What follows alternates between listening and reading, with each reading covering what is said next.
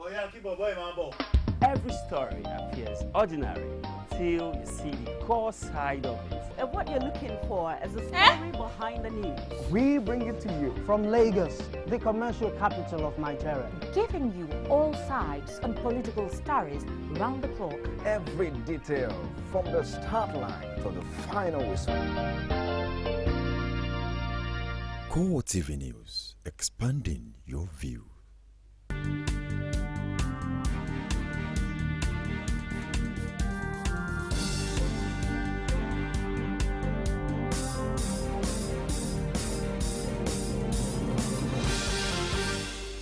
We do apologize for the technical hitches. Good evening and welcome to CoreTV Primetime News. I am Olajumoke Olatunji. In a major story, President Muhammadu Buhari says the era of recklessness and impunity is over in the management of the finances of the nation.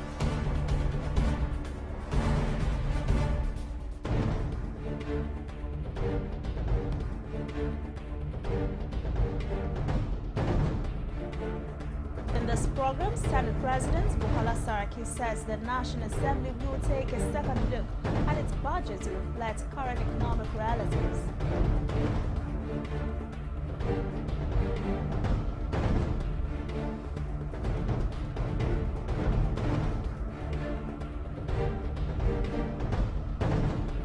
APC senators meeting to resolve differences fail as lawmakers leave for meeting for another day.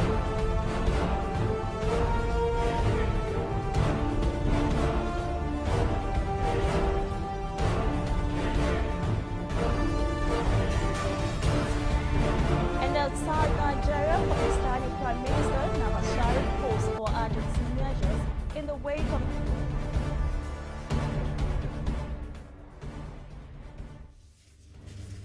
Thanks for joining us. President Muhammadu Buhari on Tuesday in Abuja assured state governors that the days of impunity, lack of accountability, and fiscal recklessness in the management of national resources are over in Nigeria. Buhari speaking at a meeting with the governors in the presidential villa. President Buhari also vowed the funds stolen by government officials who abused their offices in the recent past will be recovered and systemic leakages stopped. While addressing surprise that the governors had tolerated the atrocities allegedly committed with the excess crude account since 2011, President Buhari promised to tackle the issue decisively. The president declared that the payment of national revenue into any account other than the Federation account was an abuse of the Constitution, adding that what he had heard was going on in many agencies and corporations, particularly the NNPC, was clearly illegal. On the refund of money spent on federal projects by state governors, President Buhari assured the governors that the federal government will pay, but insisted that due process must be followed. The president promised special assistance for the 3 northeastern states badly affected by the Boko Haram insurgency. The president added that a comprehensive statement on economic and financial situation inherited by his administration will be made to the nation within the next 4 weeks. On an immediate lifeline for states that owe salaries running into many months, President Buhari said that a committee headed by the Vice President, Professor Yemi Osinbajo, will look at the excess crude accounts and see what can be shared immediately. The governors, led by the chairman of the Governors Forum, Abdulaziz Yari of Zamfara State, had presented a wish list to the president that included obedience of extant Supreme Court ruling that all monies go into the Consolidated Federation accounts, an order from the president that all revenue-generated agencies must pay into the Consolidated Federation account, review of the revenue allocation formula, refunds of the monies expended by states on federal projects, among others. State governors want President Muhammadu Buhari to refund what is spent in federal government's projects in their domains. This was the proposal they said they discussed with the president at the State House, Abuja. Chairman of the Nigeria Governors Forum, Abdulaziz Yari, disclosed this to State House correspondents at the end of the meeting. He argued that if the affected states get the money owed to them by the federal government, it would be easy for them to pay salaries without a bailout from the federal government. The People's Democratic Party has dismissed recent revelations by President Muhammadu Buhari of an empty treasury as an excuse It says it was an excuse for possible failure to deliver on campaign promises to Nigerians. The party said in a statement issued on Tuesday by spokesman Olasametu that President Buhari and the All Progressives Congress were privy to the nation's dwindling economy. According to the PDP, the economic crisis was triggered by global economic downturn caused by fall in international oil prices, even before the start of the last electionary campaigns. The party accused Buhari and the APC of choosing to deceive Nigerians with bogus promises, only to now resort to excuses after using the promises to secure power at the center. The controversy trailing the emergence of Ondo State Governor Olusegun Mimiko as the chairman of the People's Democratic Party Governors Forum has been laid to rest. His election was confirmed by his colleagues at the end of a meeting in Abuja night on Monday. In a communique read on behalf of all the governors by the Ebonyi State Governor, David Umahi, the PDP Governors Forum affirmed its support in the choice of Mimiko. The governors also resolved to speak with one voice on issues of national importance.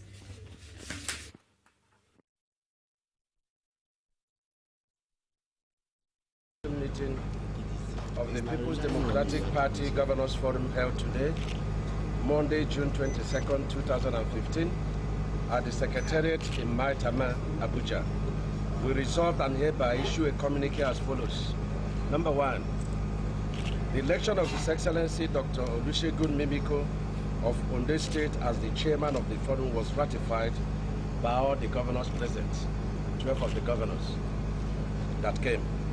Two, we insist that the state election tribunals in Rivers State, Taraba State, and Akwa Ibom State, which were illegally relocated to Abuja, must be returned to their various states immediately. We are repositioning PDP, and that is necessary. After our outing in the last election, we are doing some reorganization, rebranding, repositioning. Essentially, that's what we are doing now. We are also putting ourselves together to offer very responsible and constructive opposition. I have said this, and let me repeat it again, that on any policy, on any issue, if we disagree, we must, and we will, provide alternative views. The National Assembly is to take a second look at its budget to ensure that it is in line with current economic realities. Senate President Bukola Saraki, who disclosed this in a welcome address after a 2-week break, added that the federal legislature would make its budget more open. On the country's economic situation, the Senate President said efforts must be made to reduce revenue leakages to the barest minimum, as well as strengthen oversight of the entire revenue collection process. He also announced the composition of an 18-member committee to draw up a legislative agenda for the 8th Senate within a week. The Senate is back in session after a 2-week break. During this period, nationwide attention was on the current economic situation, with many Nigerians complaining of an alleged plan by lawmakers to share almost 9 billion naira as wardrobe allowance. The Senate President described the claims as mischievous in his welcome address. In the last few days, we've seen the media awash with fictitious reports on wardrobe allowances for National Assembly members. The response to this report, which was false and reckless at best, further emphasizes the need for us to be more transparent in the National Assembly to avoid attendant misinformation this type of mischief can bring. He, however, indicated that the new leadership of the National Assembly plans to take a second look at its budget as well as make it more open. We shall be setting up a committee, ad hoc committee immediately to reappraise the structure of the National Assembly budget, review the level of openness, the level of public enlightenment to ensure that the entire budget is in line with economic realities. The Senate President also touched on the inability of many states to meet their obligations. His advice is that this is a time for governments at all levels to be more creative in raising their revenue base, and for the legislature to work at reducing all revenue leakages. We must get into the business segment and make priority efforts to have a closer review of the revenue stream. One sure task we must deal with is to ensure to minimize the current crisis will be to find ways and means to shore up the revenues. To achieve this, all cards will be on the table. Most importantly, we must reduce to the barest minimum revenue leakage points.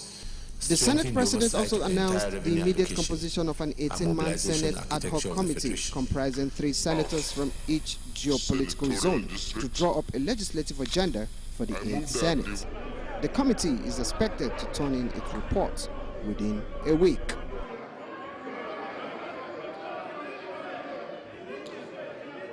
Former Kano State Governor Rabi Kwankwaso has been formally sworn in as senator as the Senate resumed from a 2-week break. He took his oath on Tuesday as a result of his absence alongside other APC senators who were at the International Conference Center as at the time the Senate was being inaugurated on June 9. Kwankwaso was also not in the chamber the day Ahmed Lawan and 28 others took their oath. We will be back after this timer with details of the failed meeting between APC senators to resolve their differences and other stories. Please stay with us. Every day, every hour, and every minute, news break in Nigeria. Things happen so fast, it's most times difficult to track and comprehend them. But that's what we do right here on Digi360. 2015, would you want to come back again? It's like asking Jesus Christ if he knew he was going to die, will you want to come back as the savior of the world again? We do not just help you track the stories, we break them down, explore all the angles, analyze the issues so that you can fully comprehend the stories and use them to make the right decisions.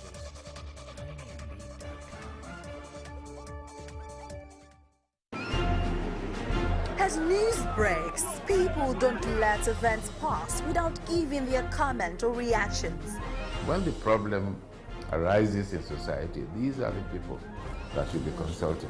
To cleanse the corruption in society, we are not to provide information for good life and also security of life and property in this country. The academic society have the loudest voice on this platform. Whether you call it a sovereign national conference or a national conference, it's about the people of Nigeria. There should be a change in power. In any way they can do it. I think there's a script already.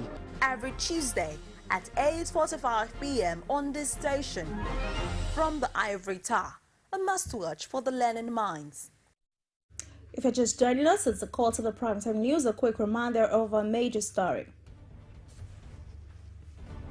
President Muhammadu Buhari says the era of recklessness and impunity is over in the management of the finances of the nation.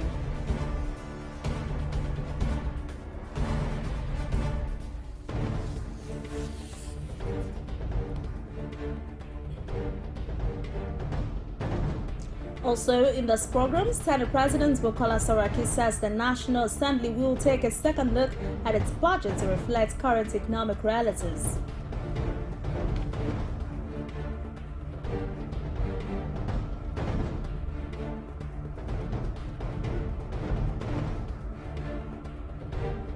APC senators meeting to resolve differences failed as lawmakers defer meeting till another day. For more news and other programs, please visit our Facebook page at www.facebook.com/CoreTV News.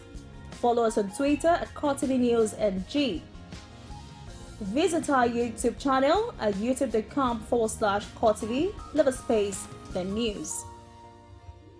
Reconciliation talks among senators elected on the platform of the All Progressives Congress have failed to yield positive results. This was after senators loyal to Senate President Bukola Saraki insisted on caucuses selecting principal officers instead of the party leadership.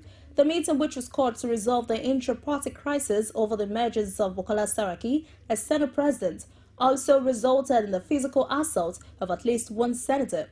This was in spite of the admonition by the Senate President at the beginning of the meeting for peace. The spirit of love, cooperation, and trust in one another. The leadership of our party expects us to hit the ground running, and the Nigerian populace are waiting to see us in action to deliver on our promises and commitment. Let us start this journey of unity today, my distinguished colleagues. Let the world see that yes, in the 8th Senate, we are one family and we are capable of doing it. We should work together and ensure that we're not distracted, and let us be focused, and let us be focused and determined. Distinguished colleagues, I do believe No matter what the issues are standing amongst us as a family, they are surmountable and they are resolvable. In the atmosphere of love and understanding, in this room today, we can and we shall put the past behind us, and we shall come out of this room individually and collectively victorious. There is nothing like a winner or a loser. Our party APC is the winner, and we are all conquerors. Speaker of the House of Representatives Yakubu Dogara has presented a draft of legislative agenda to the House for consideration. He explained the framework which focuses on review of national budgetary process and transparency in government, among others, will serve as roadmap for the 8th House. 3 ad hoc committees on media, review of standing order, and review of code of conduct were also constituted, Basiaye reports. The 8th House of Representatives resumed for its first session on Tuesday after a 2-week recess, and almost immediately went into a closed session. After the in-house talks, it took time for lawmakers to settle for the business of today, as members were seen interacting with each other.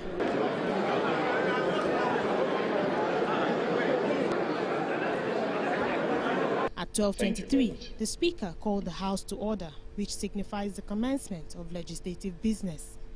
Speaker Dogara then presented the draft legislative framework. The 8th House of Representatives takes off against a background of huge expectations from Nigerians. These expectations relate to the way government business is conducted. To address this expectation, the House of Representatives will implement a legislative agenda that will position the House to deliver legislation in aid of development and reforms aimed at improving conditions of living in Nigeria.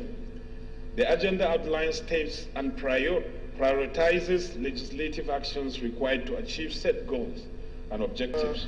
Then it was time for the business of the day, and members jostled to move their motion. However, the 2 motions brought before the House were dropped, as the sponsor of one of the motions was absent, while the other stepped his motion down. But Adamu Kamale, representing Michika and Madagali federal constituencies of Adamawa State, was quick to raise a motion on the urgent public importance. He wants a federal intervention in rehabilitating roads and bridges in Michika and Madagali constituencies affected by Boko Haram. I would like this Honorable House to consider this issue as step by first resolving to direct the National Emergency Management Agency, that is NEMA, and other relevant agencies to facilitate the erection of temporary bridges across the 4 rivers that the major bridges have been destroyed. That's the first prayer, Mr. Speaker. The second one is, of course, to get a permanent solution, in which case I also plead with this Honorable House to resolve, to direct the Federal Ministry of Works to, as a matter of urgency, embark on construction of the 4 bridges, one at Dilchin, one at Kutu, one at Urongaindi, and one at Kalaa. The House has adjourned till Wednesday for further legislative activities. Basiaye, CoreTV News, Abuja. And may his gentle soul rest in perfect peace. The Kaduna State government has formally communicated its decision to stop the practice of distributing food items and gifts during Ramadan to Islamic leaders. Governor Nasir El-Rufai explained that the state is broke and needs to tighten its finances to serve the people in a manner that benefits their massive support for change. He added that the so-called feeding of the poor during Ramadan is a window created to loot the public treasury with impunity, using religion as a cover. In a press statement issued by its Special Assistant Media and Publicity, Samuel Aruwan, the governor made it clear that the government will also no longer tolerate the siphoning of resources in the guise of gifts to prominent politicians, public servants, and famous figures. He also explained that the government has stopped issuing contracts to the so-called super politicians to supply foods, beverages, and other essentials as Ramadan gifts across the state because the process is fraudulent with nothing to show for it. The police authorities have deployed additional 158 patrol vehicles on the nation's highways on the orders of Inspector General Solomon Arase. This, according to him, is in preparation to take in charge of internal security across the country in line with the presidential directive. The Inspector General told journalists in Abuja that the police are prepared to fill any void that may be created by the dismantling of military checkpoints across the country. When you want to dominate the security space, it is how you strategically deploy your resources. That is what matters.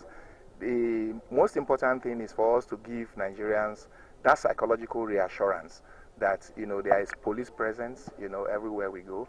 Even the citizens, you also have a function to perform in internal security management. If you get information, you pass it on to the police force. Everybody, it's not only the police business, it's a collective thing.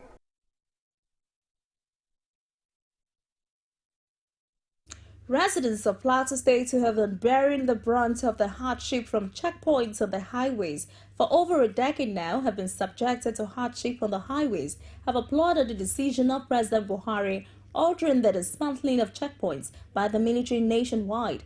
They say the decision will help in returning the state to its home of peace appellation. Our correspondent in Plateau State has more in this report presented from our studios. While the people of Plateau State had protested several times over the presence of numerous military checkpoints all over the state for well over a decade now, most Nigerians only became fully aware of military checkpoints with the advent of the Niger Delta insurgency and the campaign of terror by the terror group Boko Haram, and many have always wondered when it will end. As if in response to this yearnings by Nigerians, President Muhammad Buhari, on his first official day in the villa, ordered the removal of all such checkpoints. Expectedly, this has elated a huge letting off of pent-upon emotions by the long-suffering people of Plateau State. Well, I want to appreciate the President for the instruction to dismantle roadblocks because to me, they are very important part, okay, but the level at which they were going about the whole thing gave us a kind of impression that they are more or less revenue earning blocks for the task force. I hope, like the police is being empowered to do it, they will do it with the maturity that is there and the discipline that is there to ensure that our roads are safe as we ply them. The issue of correcting tokens, I think it should be discarded, believing the fact that security is paramount, and if you are conducting anything that has to do with this, the safety of the highway, collecting money might jeopardize that action. Residents say the soldiers have not really done their jobs of peace enforcement, as there have been more clashes since their deployment in the state. The experience of the life of people who are mounting the Department of Information in the army, they are not responding. When you call them, they are not there for you. It is the police that will be left to answer all those questions. What are we talking about? Do we put them as figurehead? Can they not respond? Are they dumb and deaf that they cannot express themselves? And you discover that when you call, there's something happening within the military. A military kills somebody, you try to find out. Or military attacks someone, you try to find out. But you discover that the PRO of the army will not, the spokesman of the army will not talk to you. So that is a disaster. That is bad for this country. We need people. Information is power. It's a will of change. We cannot move without the will of change. So we have to make things to happen. Residents say with the imminent takeover of the internal security of the nation by the police, the soldiers will soon return to their barracks. Yes, I am very happy for this, the good idea of this, Mr. President, bring it for us. All what is happening, all this takeoff is too much. So at least as you don't now, we are very happy for that. Well, now we are looking whether they will look for SCF more, whether they will take them away. We are happy made them took them away here so that we will be very free and fair for everything. That is why we are very happy for that. While the residents celebrate the removal of checkpoint, it is hoped that this will not lead to a spike in violence in the Itoto home of peace. The ongoing trial of 7 persons over a 24 billion naira fraud in the police pension office could not proceed on Tuesday owing to various excuses by counsel representing some of the accused persons. Justice Hussaini Baba Yusuf had at the last adjourned date, April 22, 2015, fixed June 23rd for hearing of a motion by the prosecuting counsel, Rotimi Jacobs, seeking to slip the charge against Esai Dangaba and other accused persons Atiku Abubakar Kogi, Ahmed Vada, Veronica Oyegbola, Sani Zira, Uzoma Cyril Atang, and Christian Madubuke. He told the court that the case had been dragging due to the large number of lawyers representing the accused persons in the matter. Adegboyega Womolo, counsel to the first accused, along with the other counsels, requested that prosecution brings a formal motion.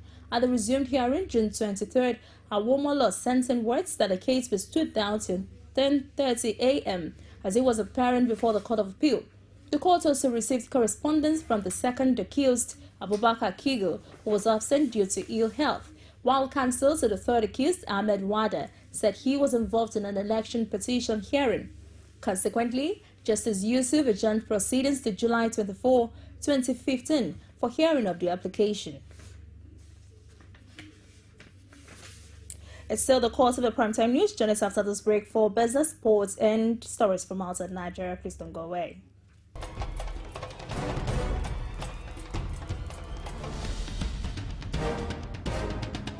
This is what the people are saying.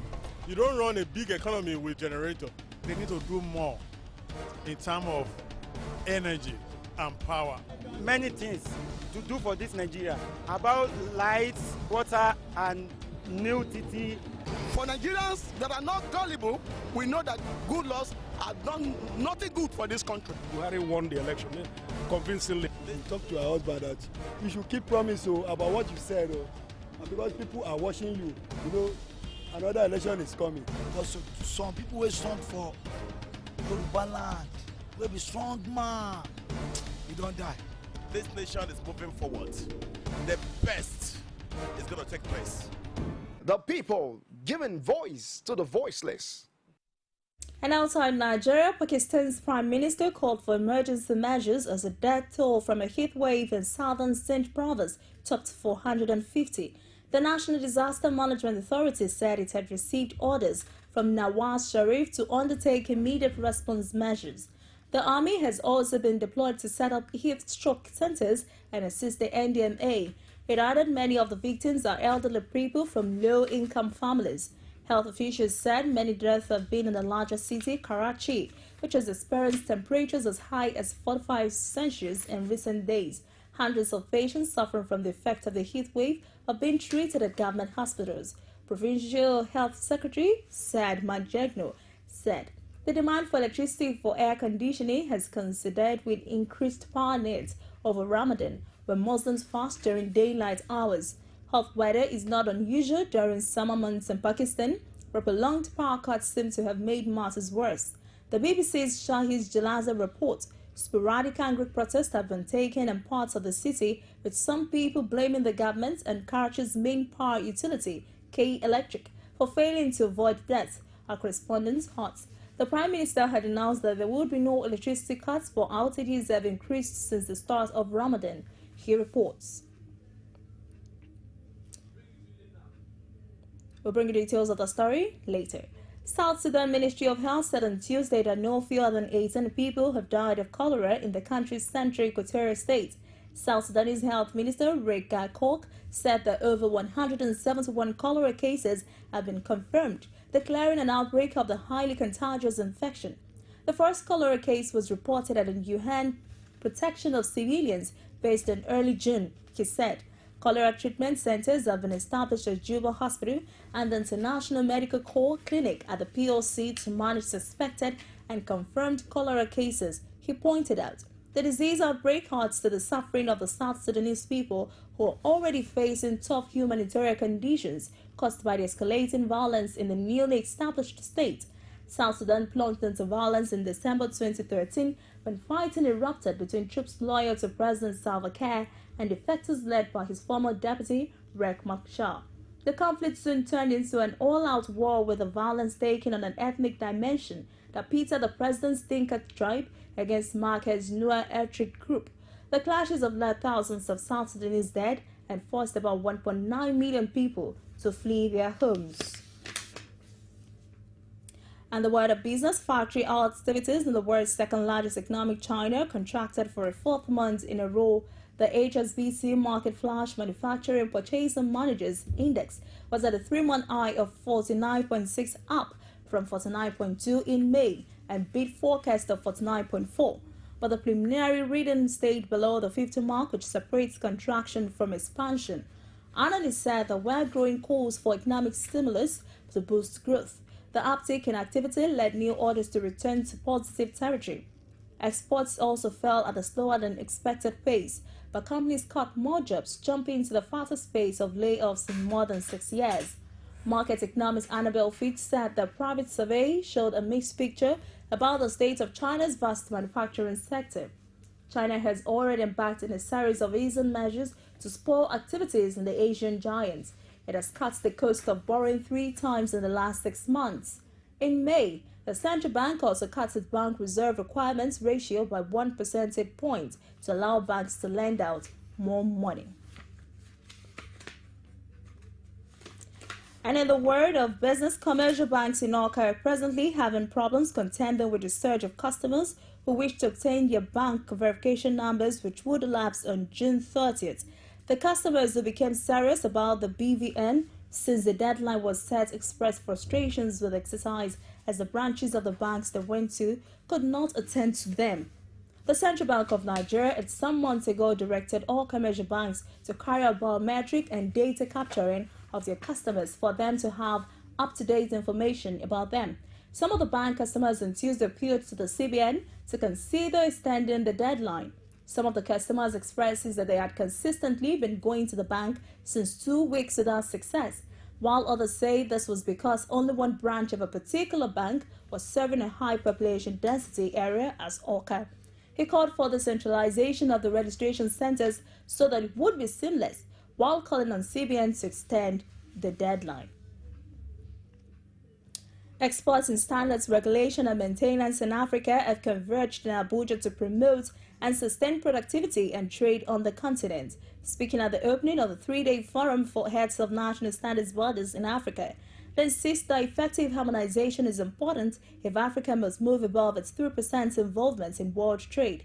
They explained that harmonizing trade standards will remove restrictions among countries and allow them break new frontiers. Basiaye has more. These are heads of standards regulatory bodies from all over Africa. They are meeting for the first time to chart a new course for industrialized trade in the continent. They have the conviction that integration and cooperation will further enhance free trade in the region and checkmate the invasion of African markets with foreign products. To this end, they are advocating quality and uniformity in the standard of goods production. We practically do not give anything back to the world. We are not part of this world, if you ask me.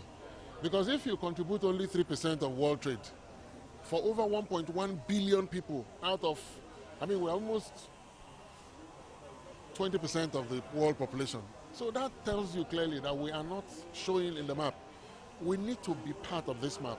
What I'm also saying is that Africa should stop selling raw material to the rest of the world. One thing is that standard improve the quality of the products.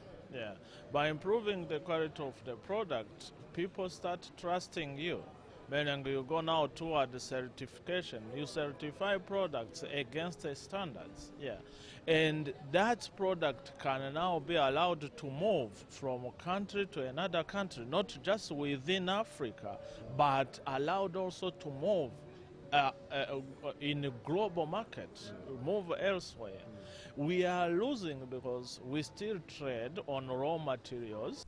Participants also shared experience from individual countries, as well as suggest ways to fast-track the process of industrialization and standardization.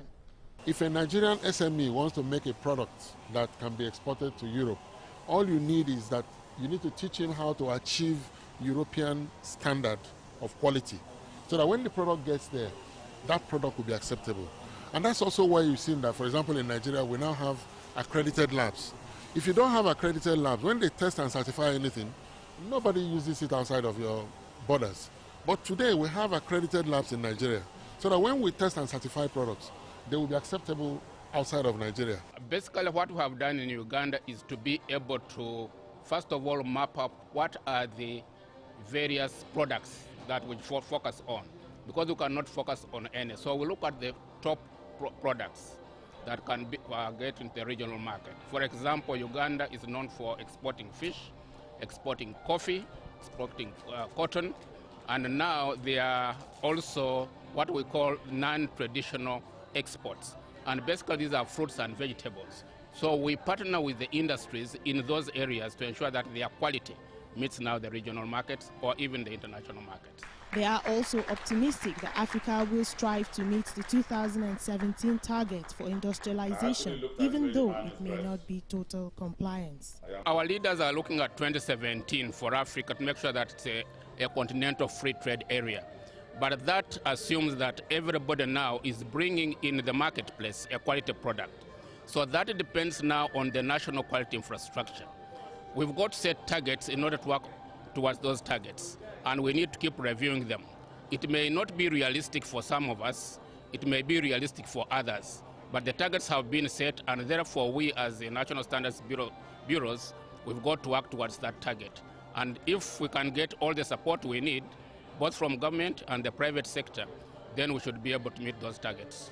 The three-day forum is expected to strengthen African standards capacity through dialogue, information and experience sharing for improved productivity and competitive trade. Basia Ye, CoreTV News, Abuja. I believe that is the reason the time for this conference. Prices of tomatoes, pepper and some other foodstuffs have increased in the major cities across the country with the commencement of Ramadan. A market survey in some cities showed that there was a significant increase in the prices of yam, potatoes, beans and onions, while the prices of rice and frozen food have remained stable as they're still the same price since the beginning of the year.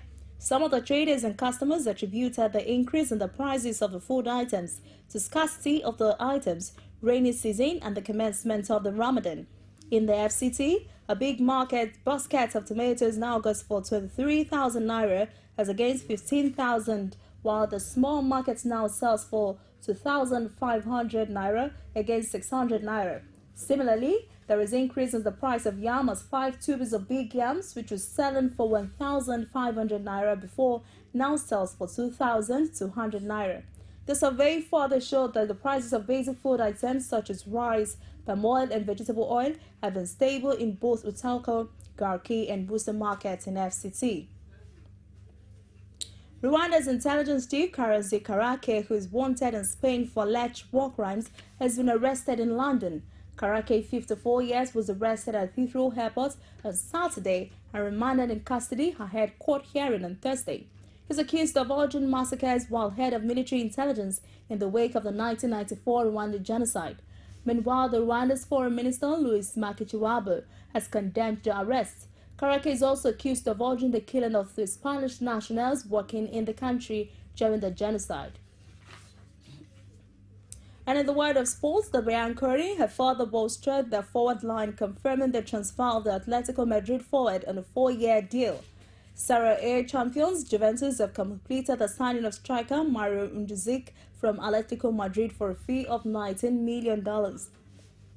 Mazzucchi, 29, only joined Atletico from Borgne's side Bayern Munich in July 2014 and went on to score 20 goals in all competitions for the Spanish club last season. The former Wolfsburg mentioned interest from the Premier League club to put pen to paper on a 4-year deal with the beaten Champions League finalists. As expected, the Croatian international passed Monday's medical leave in Juventus to complete a $19 million deal split in installment payments over 3 years, with $2 million in bonuses to be potentially paid to Atletico. Liverpool has signed Charlton Athletic and England under-20 international defender Joe Gomez on a long-term contract, the Premier League club said on Saturday. The 18-year-old, who made 24 appearances for Champions side Charlton last season, has signed a 5-year deal for a fee of $3.5 million, according to British media reports. The style of football and the top players were somewhere that I wanted to go and get better and then, Gomez told the club website. Gomez is Liverpool's 4th signing of the close season following the arrivals of midfielder James Milner, striker Danny Ings and goalkeeper Adam Bogdan. British number 1 Heather Watson registered a first win of the grass court season with victory over Vavrylachenko in the Airgun International. Gazza's 2023 battled to a 7-6, 7-4, 6-2 first-round success over the 38th-ranked American in Eastbourne. She will face 11th seed Elena Cervellino in the next round on Tuesday. She says, and I quote, "I was super motivated today. I just felt really good and excited to play. Being here at home, I always feel extra motivated." End of quote. Watson lost in the fourth round of the Aegon Classic in Birmingham last week to qualify Alexandra Krunic. That's a wrap on CoreTV Primetime News tonight, but before we go, a quick reminder of our major story. President Muhammadu Buhari says the era of recklessness and impunity is over in the management of the finances of the nation.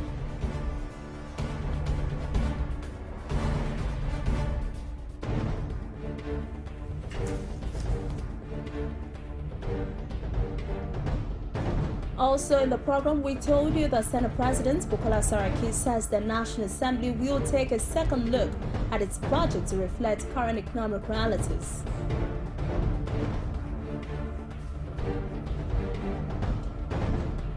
And finally,